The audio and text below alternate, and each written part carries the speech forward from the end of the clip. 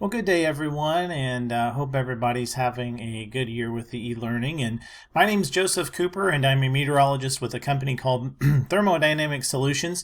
And today we're going to be talking about storm chasing and severe weather and kind of how thunderstorms are created and that kind of different thing here. So first off, a little bit about myself. My name is Joseph Cooper, and I'm from Indiana here, so you can see I'm a native Hoosier.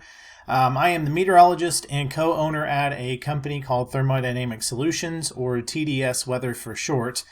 And also I am a storm chaser of 16 years, so I've been pursuing severe thunderstorms and tornadoes all across the country for quite some time, since I was a teenager, and we'll get more into that towards the end of this. So going on over, like I said, I'm from Indiana. We've seen a lot of storms. You can see different thunderstorm pictures or different pictures here of me from throughout the years.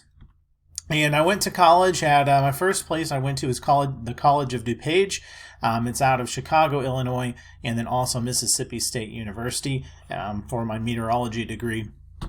So let's talk about thunderstorms, the first things first here, and let's talk about how we create thunderstorms, what ingredients are needed to get thunderstorms to develop across the area. So thunderstorm days per year across the United States here, you can see here in Indiana we average between about 40 and 50 thunderstorm days per year.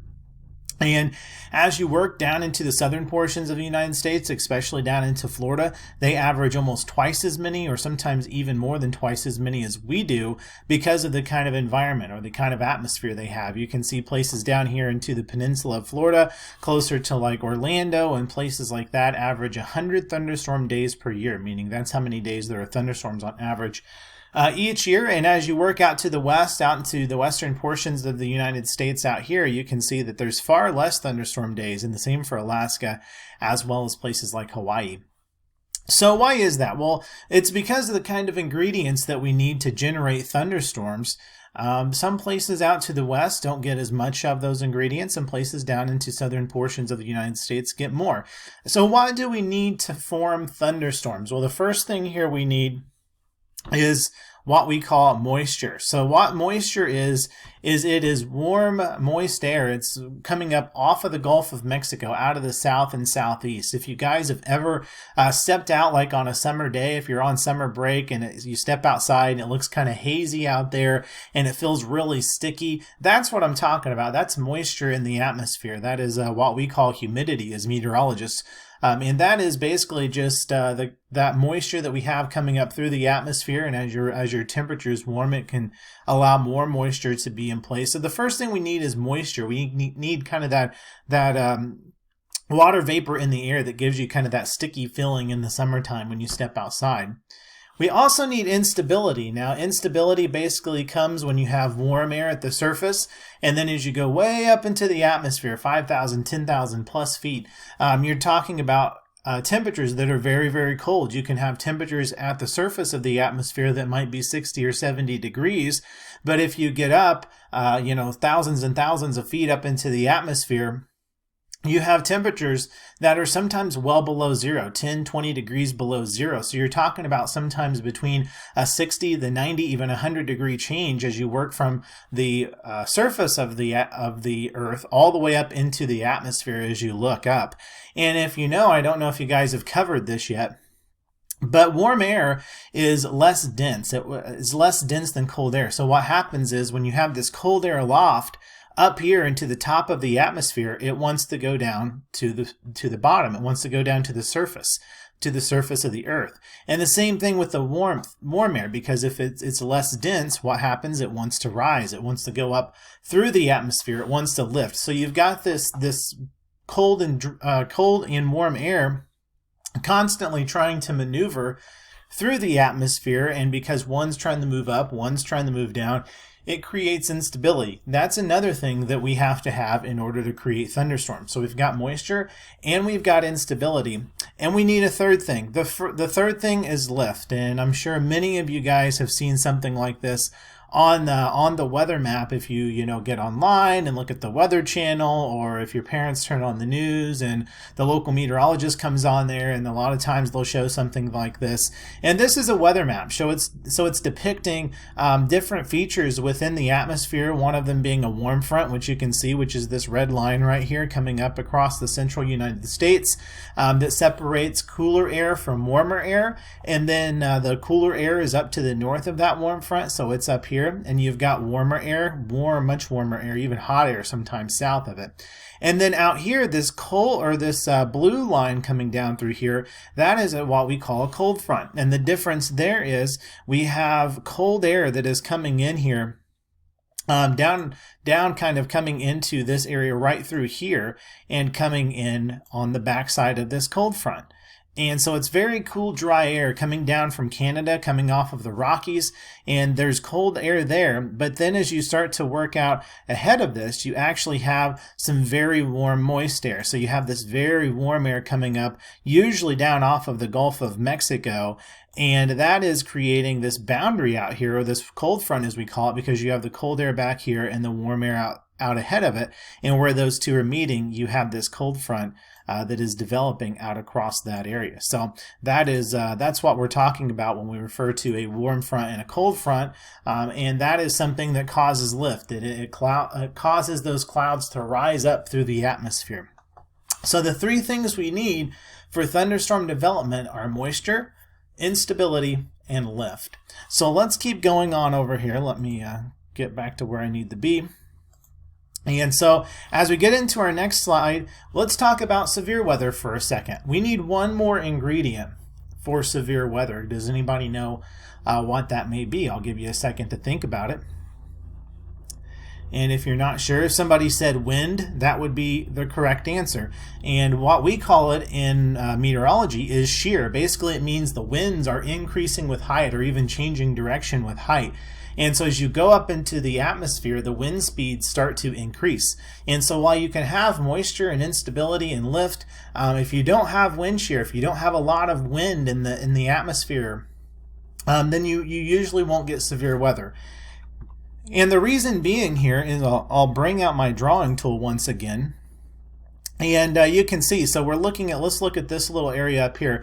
So what happens is you have these strong winds, the slower winds at the surface, and you have some faster winds up aloft. And what happens is it starts to allow the atmosphere to actually begin to spin or rotate. And so you can imagine these slow winds going like this and fast winds up here going like this, and the atmosphere begins to turn like this and turn like this. And then the next thing that happens is you get these little thunderstorms that form. So you can see like this little cloud is forming, this thunderstorm's forming, and you've got these spiraling winds, but then you have what's called an updraft. It's rising air up through the thunderstorm, and it starts to tilt this area that's rotating, and then eventually we get over here and it's tilted it, and it goes from this direction to tilting it directly up into the atmosphere, and it allows those thunderstorms to spin, creating severe thunderstorms, which are what can produce some damaging winds, large hail, and even tornadoes. So one way to imagine it is think of it like this. If you go out and you go out and you take a football, say you're watching someone throw a football, and they throw the football and it's like this perfect tight spiral like this, and it's spinning like this, and then all of a sudden it tilts up and it starts spinning like this from nose to tail. And that's kind of a good idea of what that looks like within our atmosphere. Is that football. It's spinning, and while it's spinning this way, eventually as that updraft or that wind comes, it tilts it and it starts spinning this way instead. So that's one way to kind of visualize that. So going on over to the next slide, let's talk about these thunderstorms. Now, thunderstorms develop in basically in three different phases of a life cycle. So basically the first phase, if you guys have ever stepped outside on a spring day or a summer day and looked up and seen these real puffy white clouds, they kind of look like, sometimes they look like, cotton balls, or maybe, pieces of cauliflower or something like that. And they usually are a little darker at the bottom, but most of them, they're kind of small and they're real puffy white. And that is the initial stage of of thunderstorm development. That is what we call the towering cumulus stage, and I'm sure meteorologist Beth Carpenter is going to teach you about cumulus clouds and exactly what those are and different types of clouds. So this is a cumulus cloud, one of those little white puffy clouds that you see. And at this point, there's not usually very much rain with these, very little, maybe a light rain shower or a sprinkle. This stage, which is the first stage, only lasts about 10 minutes, but it can have occasional lightning. So if you do start to see these little puffy looking clouds go up and they kind of have a darker base, it's always a good idea to kind of go inside and get out from outdoors, because they can still have some lightning. The second stage is the mature stage. So if you've ever looked outside, especially when there's thunder or anything like that, or there's thunderstorms, and you've seen these real big white clouds just going way up through the atmosphere, usually really dark at the bottom of them. So the bottom of the cloud down here, so if you were standing down here on the surface of the earth and you looked up, it'd be real dark at the bottom of these, sometimes like a dark gray or a black or even a green appearance. And this is the mature stage. This is the main stage of the thunderstorm. This is when you could have heavy rain, hail, lightning, damaging winds, and even tornadoes. And the storm, like I said, occasionally does have a black or a green appearance, or even a very dark gray appearance as it moves on through.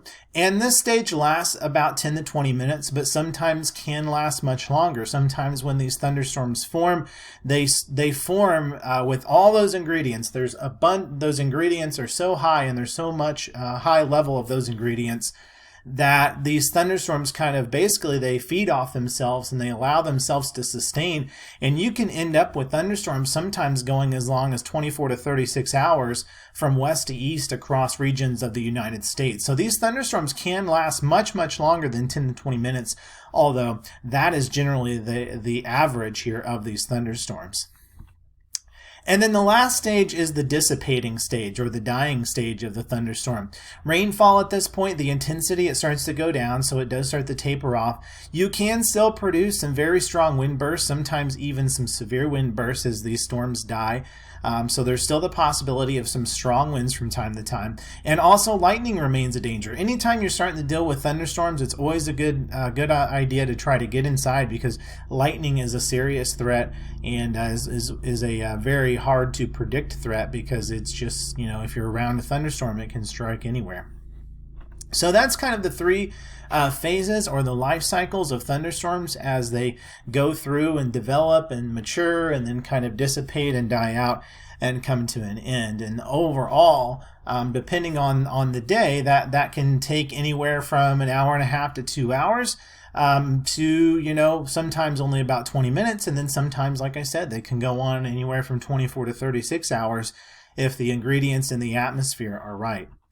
So let's talk about severe weather and the hazards that come with severe weather. So the first thing we're going to talk about is hail. So hail of 1 inch or greater, so that's getting into some pretty large hail. So we were talking about severe hail. And if we go back, I'm going to go back here and pull back up my drawing tool. And if we're talking about hail, basically how hail forms is, if you notice these yellow arrows, these are showing we were talking about those winds, those updrafts going up through the storm and then coming back down. And so what happens is, imagine you've got a raindrop. So let's pretend that I went to art school and that I can actually draw a raindrop.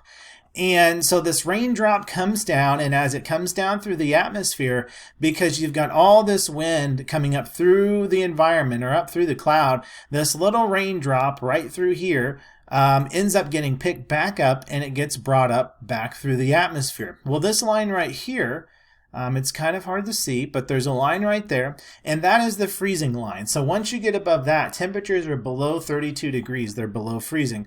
So as this raindrop comes back up through the thunderstorm, it starts to turn into ice. It starts to freeze.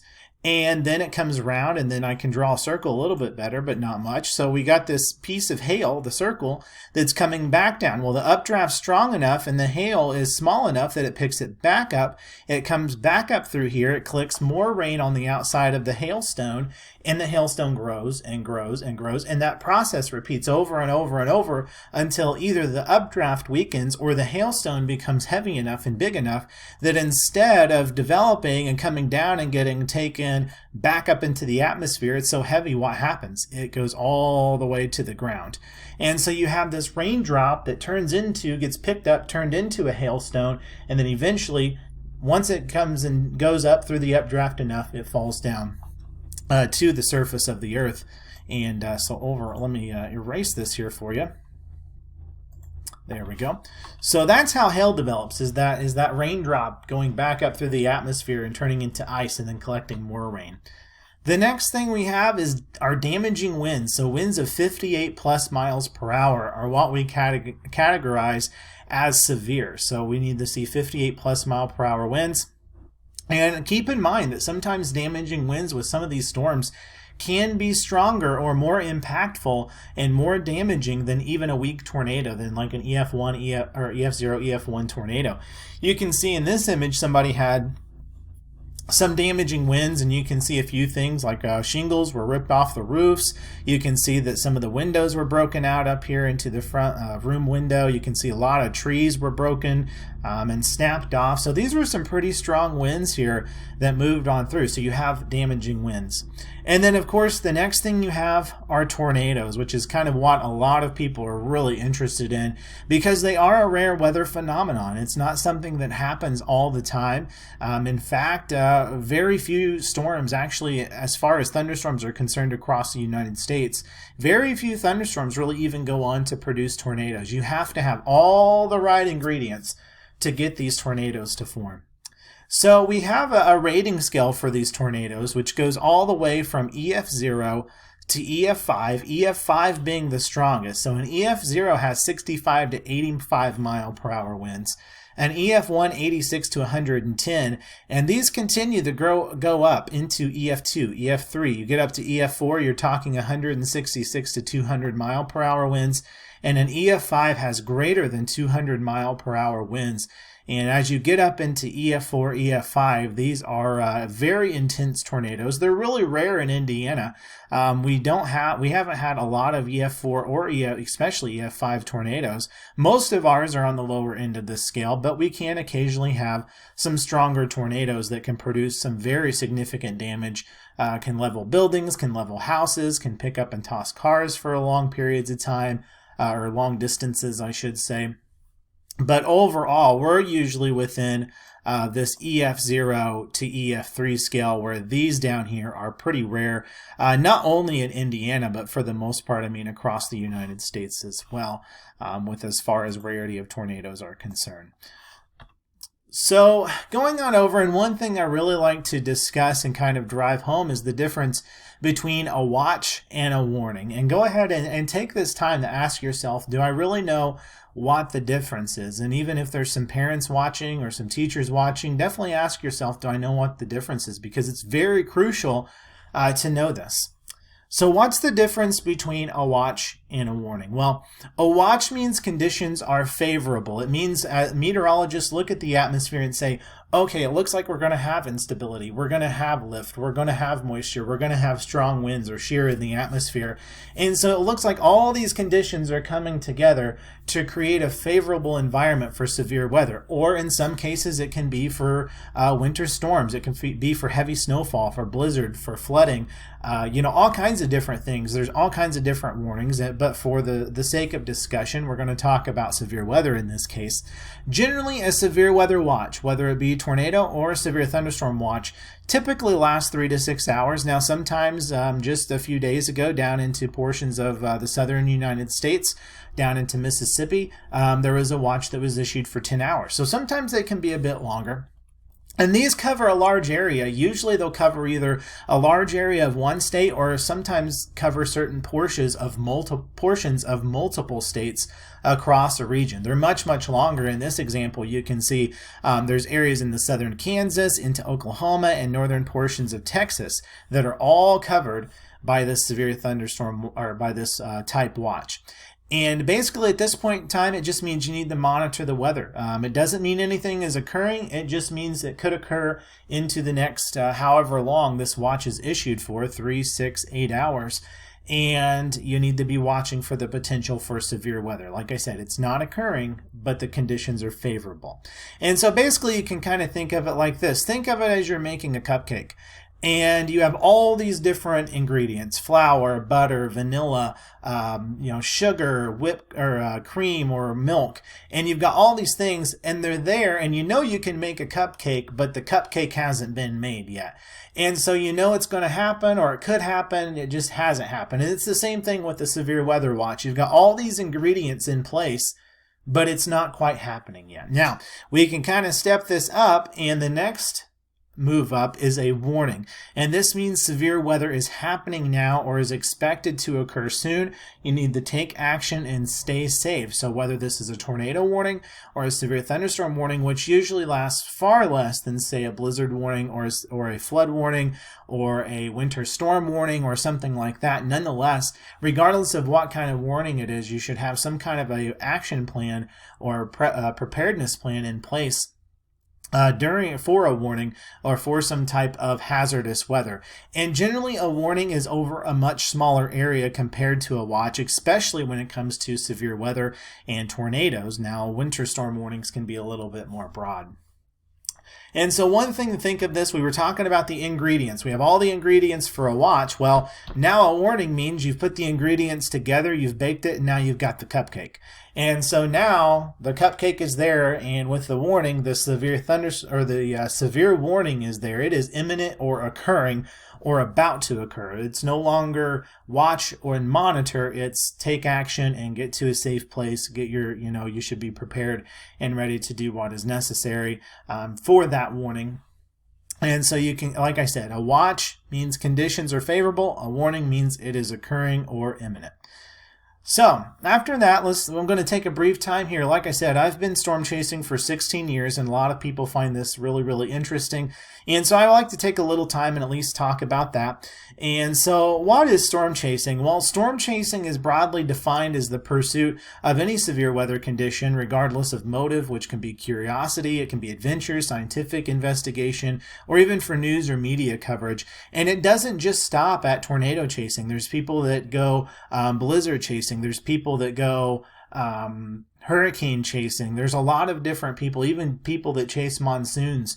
And so there's a lot, it's a really broad spectrum. And even though the tornado and storm chasing is thought of as tornado chasing, that's not necessarily the only thing. So anybody want to take a quick guess here? If you want to pause it, you can, of who we consider the first storm chaser. And if you want to pause it, I would say do so now. The first storm chaser was Benjamin Franklin. So he was with the whole kite and key and electricity thing. He is technically considered the first storm chaser. And if you guessed me, I am flattered. If you guessed Ben Franklin, then congratulations. So why do we chase storms? Well, is it for science? Is it for adrenaline? Is it just because we're crazy? I think it's probably all three. We do some things that do involve some science, or at least in the past, have done some things that include some scientific experimentation. We also enjoy it as it is a little bit of an adrenaline rush. I don't care who you talk to, if they say they're purely doing it for science, there's an adrenaline rush involved. And some of it, I'm sure, is because we are a little bit crazy. I don't think you could go out and chase storms that could produce, deadly tornadoes and not have at least a little bit of a crazy side there. Our main reason is we do a lot of media coverage. So if we're out streaming, we do a lot of live streaming, which you'll find out about here in a second. But we provide a lot of coverage to different news stations here across Indiana, Fox 59, the CBS 4, and the Weather Authority. And so if we're storm chasing and something is ongoing, then we'll call into there and give them a report. We also report to the National Weather Service, especially when it comes to tornadoes. If we see a tornado, then a call is made to the National Weather Service, because first and foremost, we want them to have information so they can issue a tornado warning or a severe thunderstorm warning based on what we are seeing, and therefore allow the public to know what is going on as well. And real-time reports are very important. So what we see, are we seeing rain, hail, a wall cloud, strong winds, a tornado, whatever it may be? Where is it? Where are we seeing this at? What portion of the state? And where is it going? Where is it tracking? Where we think it's going to impact? And it's very important for this information from us to be accurate, reliable, and timely. And so we do, the real-time reports are kind of our main thing. The other thing that's very, very popular right now is live streaming, and whether that's through, media outlets like Twitch or Periscope or Facebook Live, the ability to stream live video from the field to media outlets via camera and internet. And right now in the digital age, it's very easy to do. And this is something great because, it's a way for people to see what is actually going on, and not only for meteorologists and television news stations, but also for the people at home. The TV stations can take this live stream and show people, hey, this is JT Cooper and he's in so and so place and he's seeing a tornado, and if you're in that area you should take shelter. And it lets people see what's actually going on. And so how do we storm chase? Well, the first thing is we have to forecast. We were talking about all those ingredients we need to make a thunderstorm. Not damaging winds, but we need ingredients: the lift, the shear, the moisture, the instability. So we have to look at all these different things and say, okay, where are these going to come together? So we have to forecast those things. And we do that by analyzing multiple different forecast models or computer models. And like I said, we determine where the best area or areas of storm development will be. And so these are just a few images of computer models that we use. We use things looking at, is it going to be sunny? Is it going to be cloudy? We look at, where forecast radar shows thunderstorms developing. We look at upper level winds. We were talking about those winds increasing with height. So we have maps that can kind of help us determine where those winds are going to increase, where they might be decreasing. And all these things put together are ways that we forecast thunderstorms. Step 2 is drive. Storm chasers will drive thousands of miles in many states to see thunderstorms and tornadoes. I have been to 15 states storm chasing, and me and Beth went storm chasing a few years ago and drove 42 hours straight to see storms, and that was a pretty rough go of it.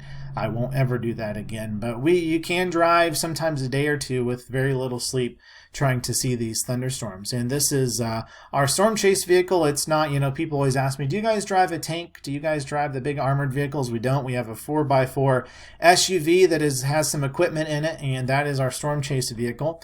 And you can see we've got up here into the top corner here into the dash, we've got cameras that can record. We've went to using a tablet for our radar access and stuff like that.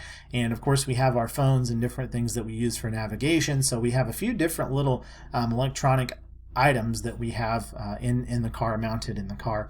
And here are all the states that I've been to storm chasing. So you can see Ohio, obviously Indiana, Illinois, all the way up into Wisconsin, Minnesota, all the way down into Oklahoma, Arkansas, even down into Mississippi and Alabama. So I've been across a large chunk of the central United States storm chasing. And obviously, last but not least, don't try this at home. Storm chasing should only be attempted by people with the proper knowledge, experience, and training. It's not something you just want to go out and do. While you can be safe doing it if you learn about it and take the right classes, take the right courses, and learn how severe or how thunderstorms react in the atmosphere and things like that. While you can do it safely most of the time, there is still an inherent danger, and I do not recommend anybody just go out with no experience on their own and just storm chase. So anyways, that's all for my part of the for the lecture or the class. I hope everybody's having a great spring. Hope you enjoyed this, and have a great day.